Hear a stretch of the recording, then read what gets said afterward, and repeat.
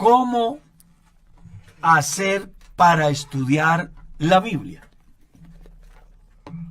Y me pareció interesante la pregunta, pastor, porque el estudio de la Biblia no es igual a leer la Biblia.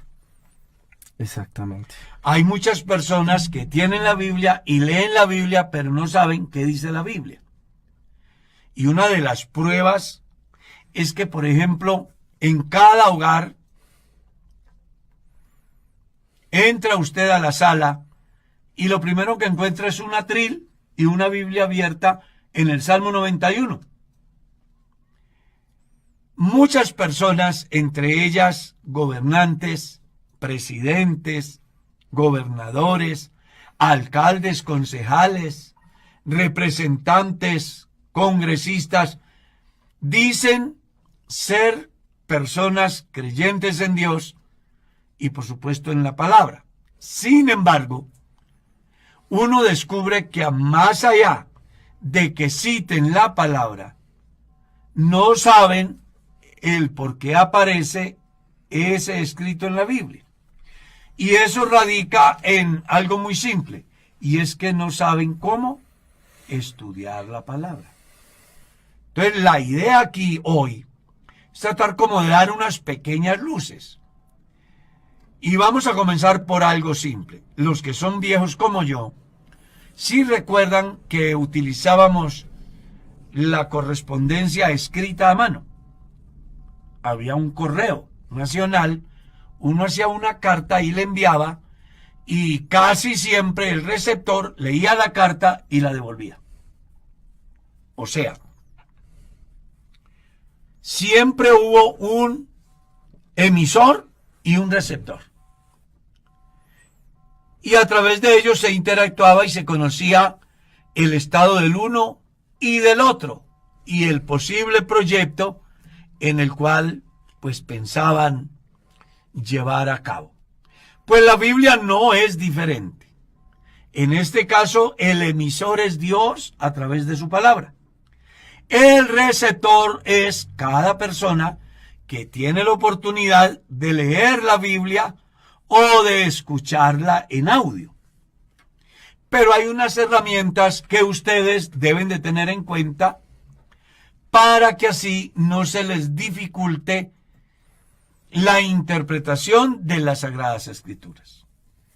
Entonces vamos a colocar unos ejemplos simples en 2 o 3 puntos, refiriéndonos a 2 o 3 escritos diferentes. Casi siempre, cuando usted abre la Biblia, la abre en cualquier parte menos al comienzo de un libro. Entonces dice, voy a abrir hoy la Biblia en San Mateo capítulo 10. Y la abre ahí y lee. Está leyendo la palabra de Dios. Pero usted no sabe quién escribió, a quién escribió, cuándo escribió y por qué escribió. El punto de partida aquí, para tratar de orientar a quien tiene la inquietud, es que cuando abras cualquier libro de la Biblia, vayas a la primera página y mires cómo se llama el escritor de ese libro. Además, infórmate en qué año escribió ese libro. Luego, infórmate acerca de a quién es dirigido ese libro.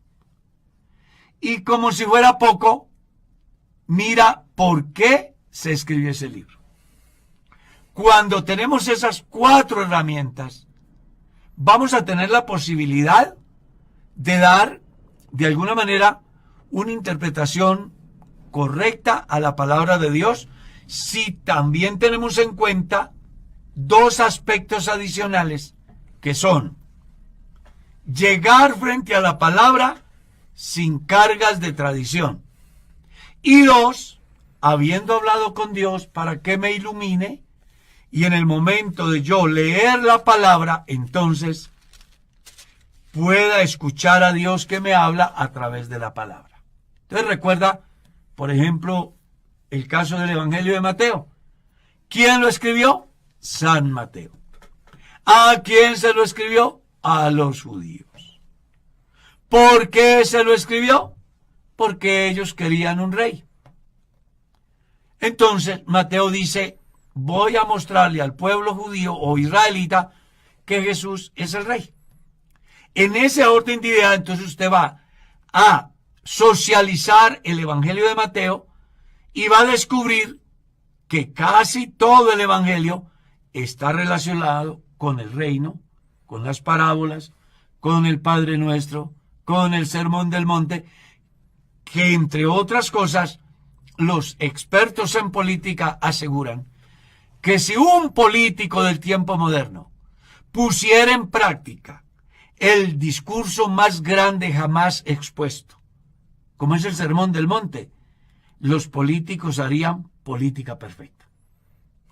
¿Sabía eso? Entonces, vamos a tener en cuenta eso. ¿Quién escribió? ¿A quién le escribió? ¿Cuándo le escribió? O sea, ¿en qué año? ¿Y por qué? Cuando tienes esas herramientas, además, eres humilde para estar dispuesto a que Dios te hable. Y dos, has orado para que Dios te hable. Pues entonces, muy posiblemente harás una correcta interpretación del Evangelio según San Mateo. Vamos, por ejemplo, al caso de Lucas o de Hechos de los Apóstoles. Yo debo de informarme quién es el escritor de Hechos de los Apóstoles y el por qué se escribe Hechos de los Apóstoles y cuál es el pensamiento central de Hechos de los Apóstoles y a quién se le escribe. Entonces usted va a descubrir que el escritor de Hechos es el mismo escritor del Evangelio de Lucas, puesto que al comenzar el texto, usted encuentra algo muy interesante.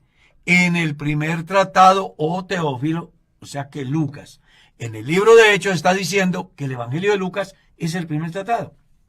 Que el segundo tratado va a ser ¿cuál? El libro de los Hechos. ¿Qué busca Lucas?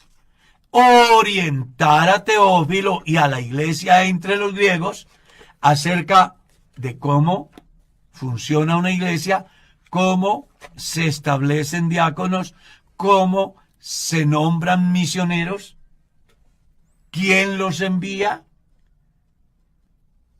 cómo es el movimiento de Dios dentro de la iglesia.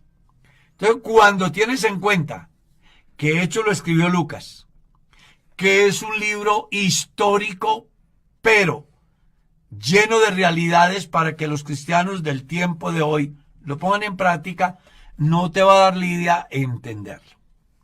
Nunca olvides eso. ¿Quién escribió? ¿A quién le escribió?